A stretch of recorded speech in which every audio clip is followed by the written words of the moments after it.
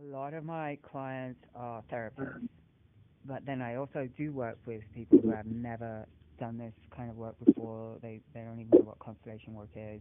Open to unexpected, like, and it can work really well.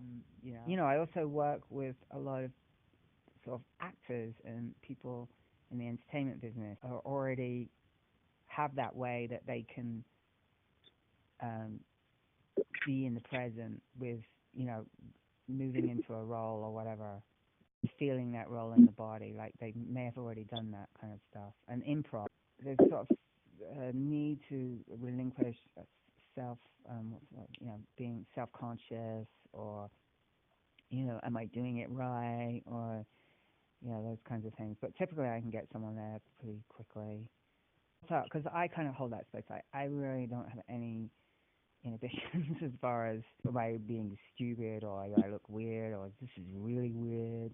It is weird and it is a bit strange, but um, I I don't have a problem with that at all. I've been doing it a long time, and I can completely immerse myself in the role, be available for what shows up, and you are able to do that too because I've seen you do it.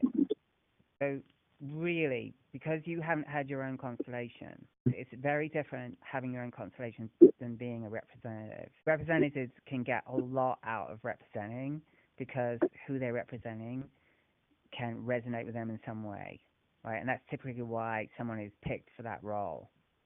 Before I learned how to do constellations, I used to promote constellation circles, and I would bring in other facilitators, and I did that for about 5 years, I think. I did a lot of representing, and I was at a lot of different constellations, and I would, in my own experience of representing, I'd see a certain theme, and I'd think, wow, I'm always representing uh, someone who's bloody, bloody, blah, whatever.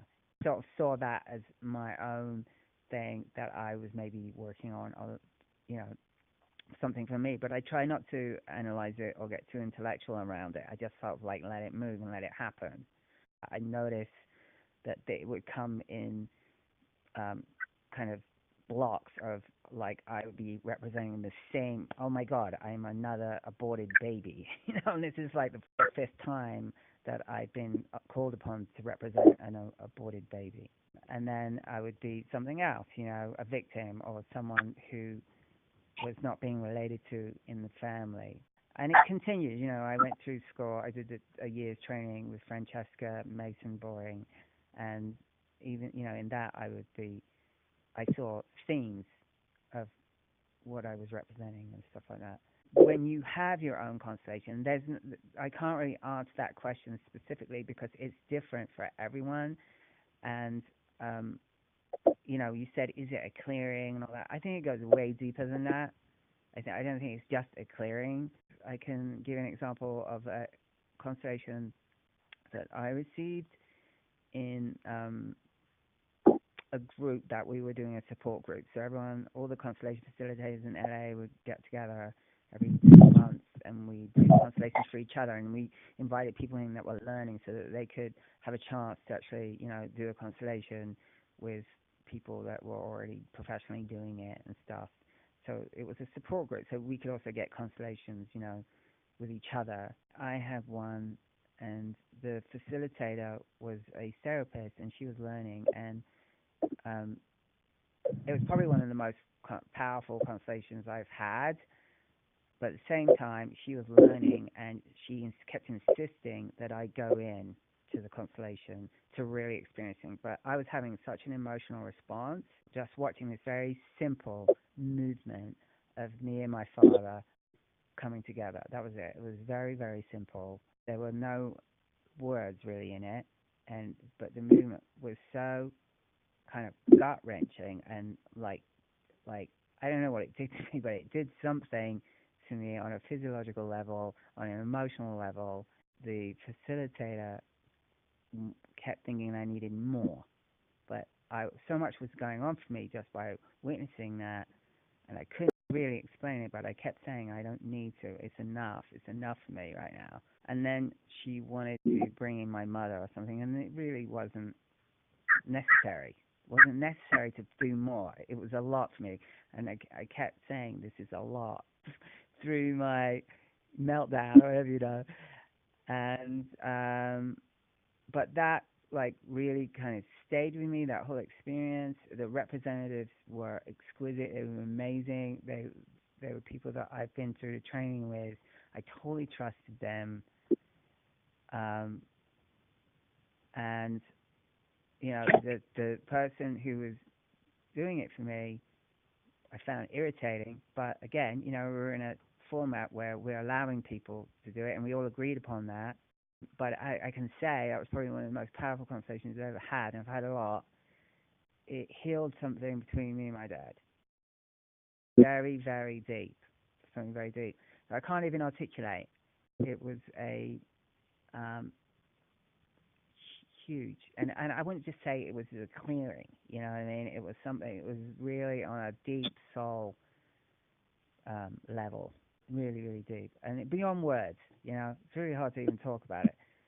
Maybe it was, 10 minutes, 15 minutes, that constellation, 20 minutes, and that was another reason why the facilitator felt it wasn't enough, because time-wise, it happens very quickly. So for me, as a facilitator and having that experience, I also understand that with constellations, you really have to tune in with your client and meet them where they're at, and have a sense of, you know, that a lot, there could be a lot going on. And you can kind of see it in the eyes of the person, you can see it in their breathing. Yeah, and not to overdo it. Just allow it to unravel in a way, which is really like cranial. And that's the thing I like about constellations. Like you set it up and you're just sort of directing, but you're not overtly, using a lot, unless it gets really stagnant and there's this kind of point in the constellation where it's like, and everyone's falling asleep or something, then I might do something dramatic, or allow something dramatic to enter, because that's also another thing. Or recognizing something that is a movement, and it could be what someone is looking at, or there's words on the wall, or someone's wearing a T-shirt. Like one constellation I was in, I ended up being an angel, right? And the constellation was so dark, and it was with horses. And I had this one horse. She passed now, but her name was Lady Lucille Dawn. She wasn't anywhere, didn't want anything to do with it, and she was all the way over the other side. And there's so much darkness in the system of this person thing, and I ended up coming in as an angel, and I stood behind the client, and lady came right over and went to him, and it was huge, it was like a huge softening, right? And then I realized I had a T-shirt on with wings on it, and I never wear that shirt, and like for some reason that day I put that on, but there I am wearing angel wings on my shirt, Yeah, like knowing that I come to this point where this is so dark, like nothing's moving, there's no opening in this. What does it need? It needs some light. And also, you take into consideration the belief system of the person who's having it. Does their belief system encompass angels? And if it does, bring in a bloody angel.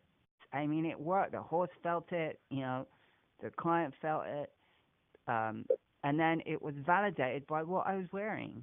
This was when I was working with a rehabilitation center, and I was having people coming every week, and I didn't know them, and I didn't even want to know what their diagnosis was or anything like that.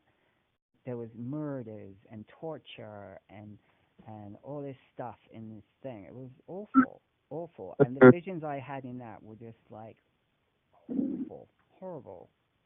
I have flashes of visions, and I see things, and then I say, did someone, I'm not even going to say what it was because it's so awful.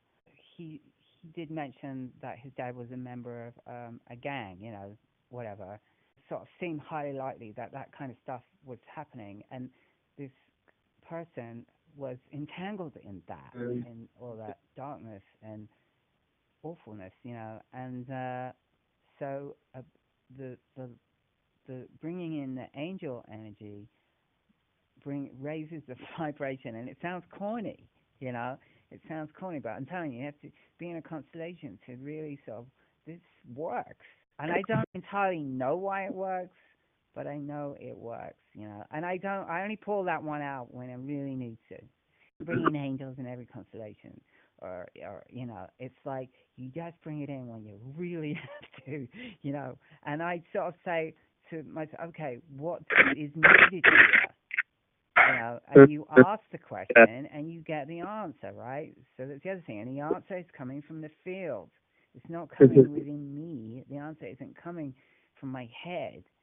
It's coming from the field, right? And so the answer was angel. You need an angel. And I think the angel might have asked the person, which angel do you relate to? The specific angel, and it was an archangel, whatever. And the horse right away came over, right away to the client, not to me. Thing changed in him, right? When the angel energy came in, things shifted in his energy system. As his energy system shifted, the horse came over. Safe place for the horse.